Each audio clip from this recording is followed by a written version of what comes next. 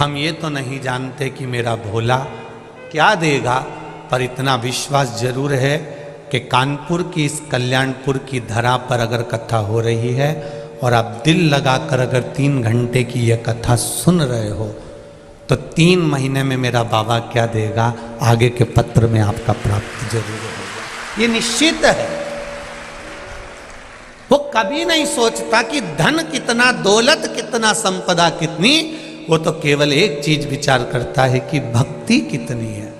और इसी को तो भक्ति कहते हैं साहब, इसी को भक्ति कहते हैं।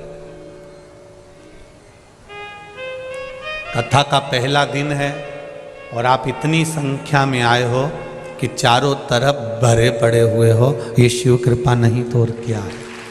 यही शिव कृपा है, यही उसकी उदारता है, यही करुणा है। उसकी करुणा बिना नहीं हो सकता कुछ।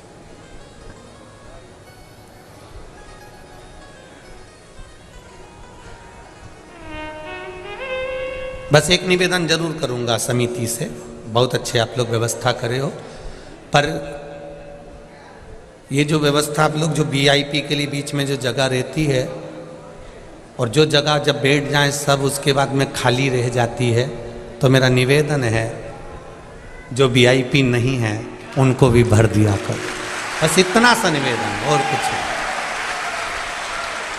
ये जो जगह खाली रह गई, बेचारे अब कोई लोग खड़े हुए हैं, माताएं धूप में अपने बच्चों को तोक तोक के खड़ी हुई है, कई लोग बाउंड्री के बाहर खड़े हुए हैं। तो निवेदन करूंगा जो रह जाए आपके वीआईपी बैठ जाए, मना नहीं है, उसके बाद जो जगह बच जाए खाली, उसमें जो माताएं अपने बच्चों को, छोटे छोटे बच्चों को लेकर धूप में खड़ी हुई, उनको आराम से बैठने की व्यवस्था आप लोग कर दें। यही निवेदन है। दिल से सुनो, 7 दिन की कथा है।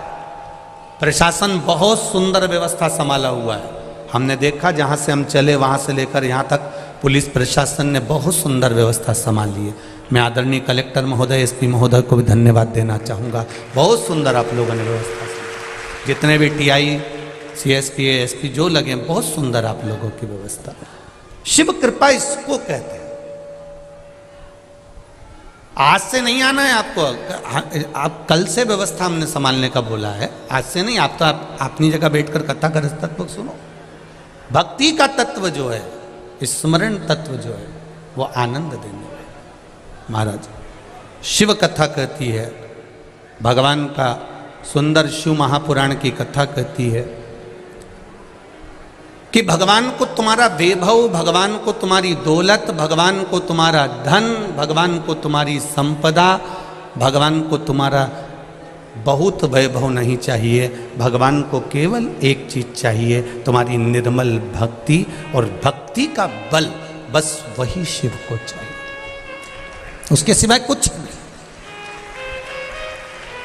भक्ति को जागृत करना पड़ेगा, और जब तक भक्ति जागृत नहीं होगी, जब तक भक्ति का बल नहीं बढ़ेगा, तब तक सुख प्राप्त नहीं होगा। आप लोग आए जरूर हो कथा में, और मेरा विश्वास कहता है इतनी दूर 100 रुपये 50 रुपये ऑटो में खर्च करने के बाद आप यहाँ पहुँचे होगे, 100 रुपये 50 रुपये खर्च कर कर वापस घर जाओगे।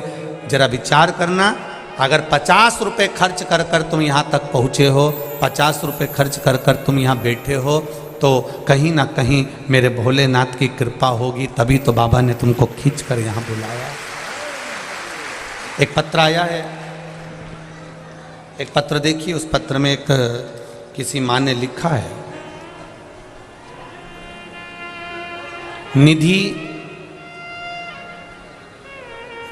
भारद्वाज, जिला अलीगढ़ से आई है। निधि भारद्वाज आप ही हैं?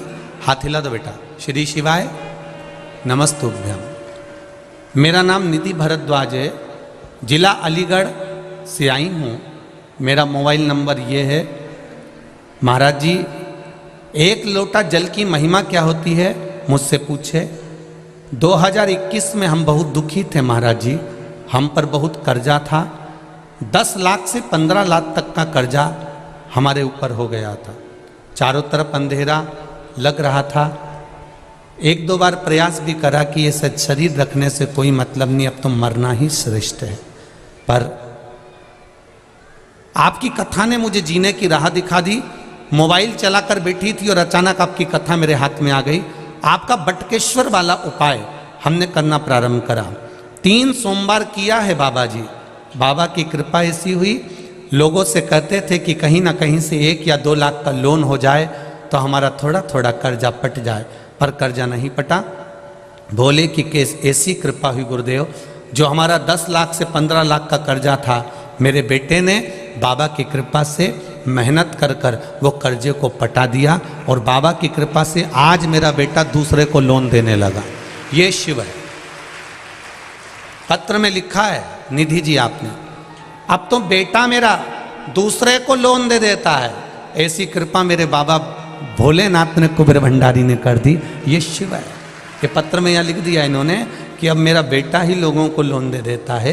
ये शिव की कृपा से हुआ है, शंकर की कृपा से हुआ।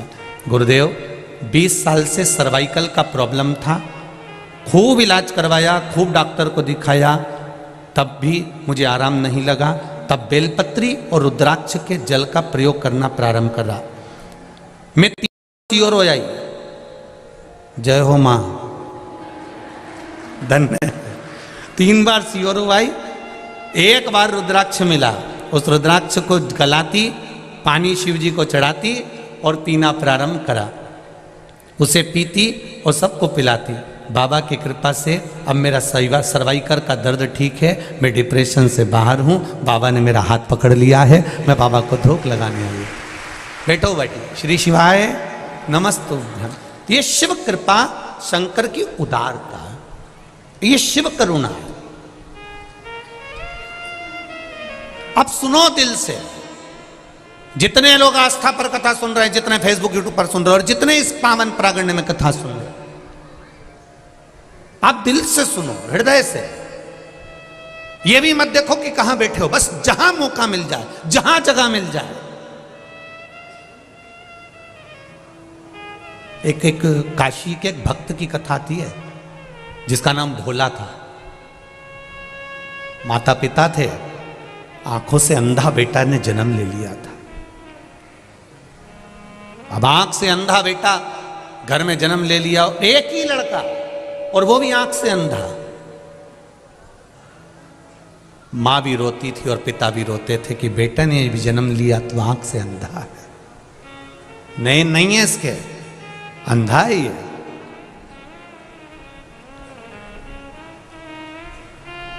बेटे को जैसे तैसे माता पिता ने पाल पोस कर बड़ा करा। अब घर में अगर कोई विकलांग है, कोई का पाँव नहीं, कोई का हाथ नहीं, कोई के शरीर में रोग है या बीमारी है, और उसका कोई नहीं है, तो माँ बाप तो यही सोचते हैं ना कि हम तो है ना, जब तक है हम तो अपने बच्चे को संभालेंगे, जब तक जीवन मिला मनुष्य की देह। मेरा बेटा है, मुझे संभालना। अंधे बेटे को, जिसका नाम उन्होंने काशी में भोला रख दिया था, उस भोला को वो संभाल रहे। हमारा सनातन धर्म बड़ा विचित्र बात कहता है, ना अंधे को देखकर कभी हंसना है, ना लूले को देखकर कभी हंसना है, ना अपंग को, ना कोई का हाथ पांव, किसी के नेत्र, कुछ भी तकलीफ में हमें कभी नहीं हंसना।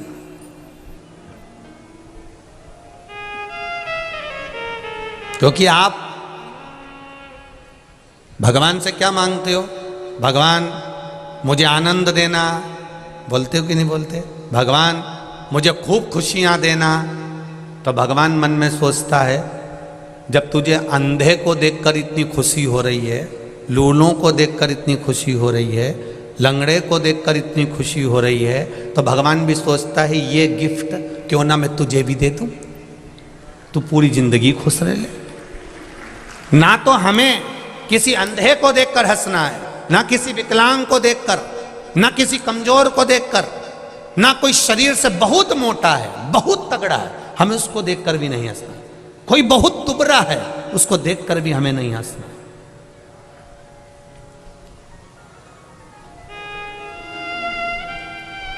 और यदि हम उसको देखकर हंस रहे हैं, हम उसके ऊपर एक उंगली उठा रहे हैं, हम उसको देखकर थोड़ा ठिठोली कर रहे हैं, तो ये तैयारी रखना कि इस कष्ट को भोगने के लिए आपका एक जन्म हो सकता है। 84 लाखवें नंबर की योनि है मनुष्य की। 83,99,999 योनियां काटने के बाद यह मनुष्य की योनि 84 लाखवें नंबर की आती है। 21,600 श्वास रोज प्रतिदिन इस शरीर से निकलती है। 3.5 करोड़ पूरे शरीर में रोम छिद्र हैं। ये 3.5 करोड़ रोम छिद्र भगवान ने दिए। 21,600 श्वास प्रतिदिन शरीर से निकल रही है। 83,99,999 योनियां छोड़ने के बाद मनुष्य की देह मिलती है। और वह मानव की देह अगर हमने केवल निंदा में, बुराई में, चुगली में, गलत कार्य में निकाल दिया तो हमारा जीवन व्यर्थ है। फिर उस जीवन का कोई महत्व नहीं है जो शिव जी ने दिया।